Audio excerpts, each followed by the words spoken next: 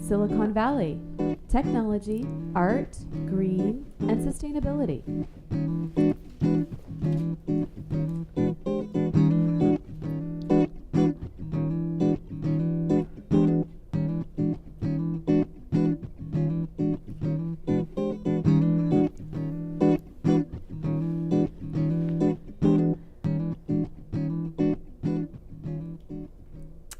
Welcome to Silicon Valley Tech, Art, Green, and Sustainability. Tonight, I'm very honored to have a guest with me I've known for quite a while, and it's going to be great to have you on the show talking about Voices United.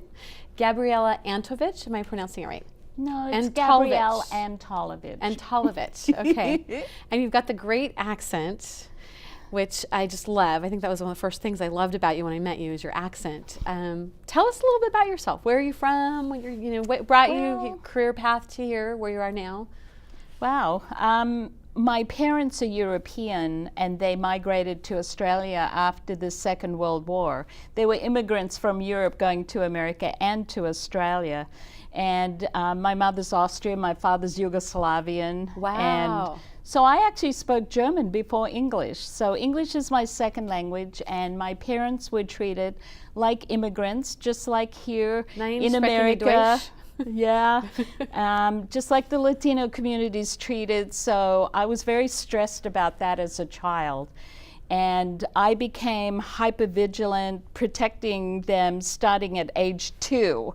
And I don't know, I think that impacted me in how I see the world. I tend to be a protector and the observer of what's going on around. Like, I will notice changes and differences, and that has actually imprinted in on my career. And you came over here for a career, right? Or did you come over here for college? No, I was 34. And so it was just like a year ago. Yeah. Mm-hmm. No, I moved to Los Angeles in 1984, and it was the in thing to deal with issues, and it was an exciting time. People are looking at, climate change. People are looking at dealing with substance use issues. People are looking at being who you are. Therapy was a big deal in Los Angeles. I don't know if it was Californian or not, but people were looking at themselves and how to better their community.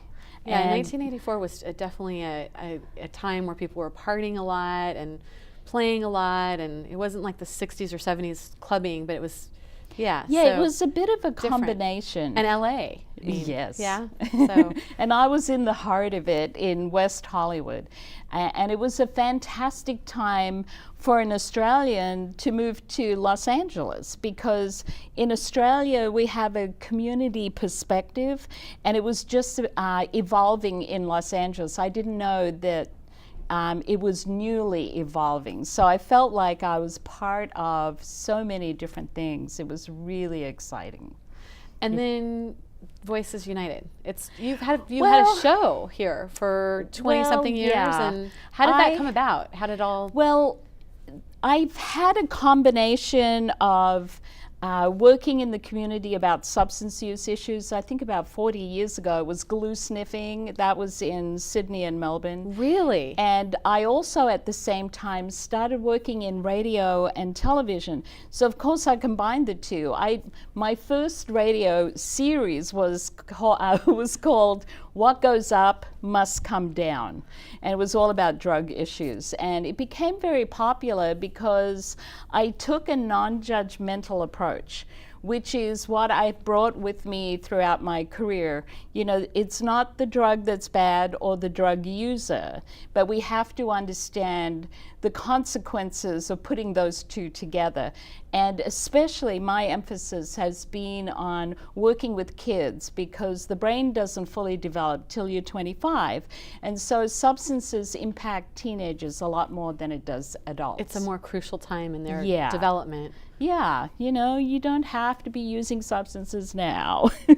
I mean, this is why we have legal drinking ages to sort of delay their drinking. I know it doesn't always work, but with a lot of families it does. So Voices United, there's a lot of stuff you do, but how did it start? What was the roots of how it started? Well, and what is the basis The of? roots happened many years before I came along, but when I became the executive director 15 years ago, there was a shift I moved to San Jose in 1990, and I became a volunteer at our organization, which is something people should think about.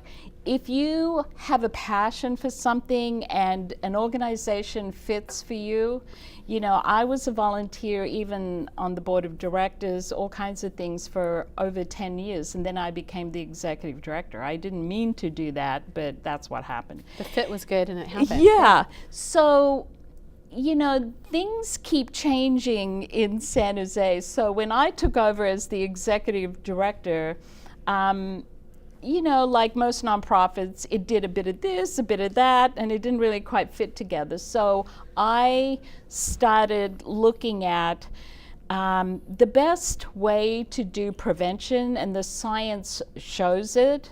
When you do substance use prevention, if you impact the environment, then you are impacting people's lives. And what I mean by that is, if you look at low-income neighborhoods, you will find a lot more places to buy alcohol.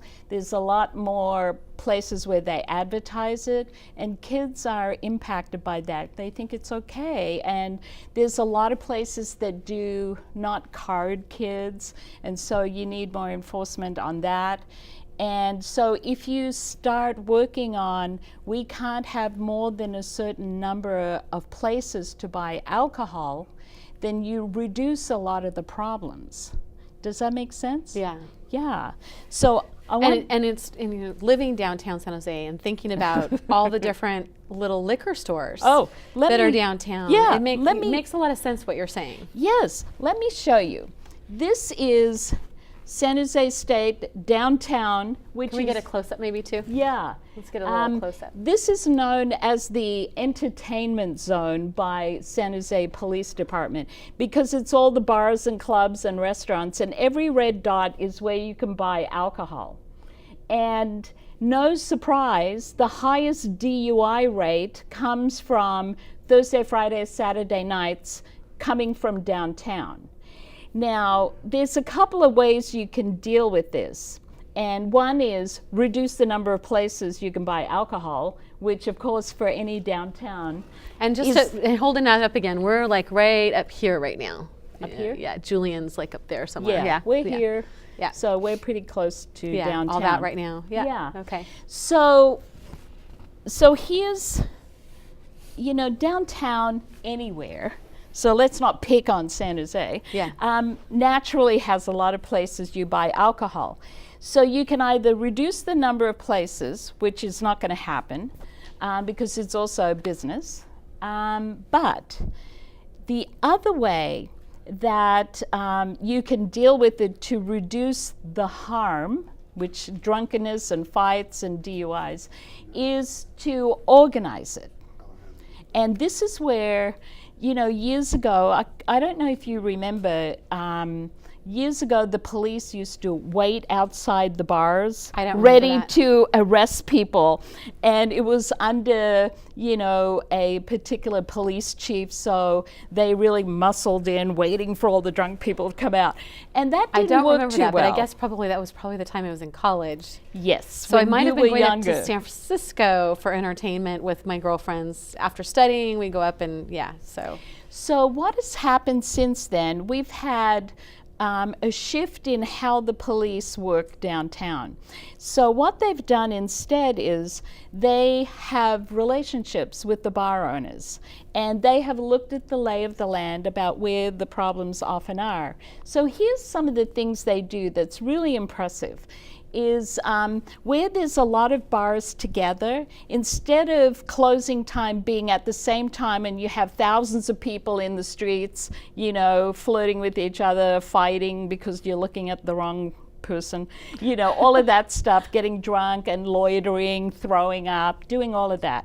So what the police have done is they work with the club owners and say, can we stagger the closing time? So one club closes and the people come out, and then they also work with the security people to, you know, move them along.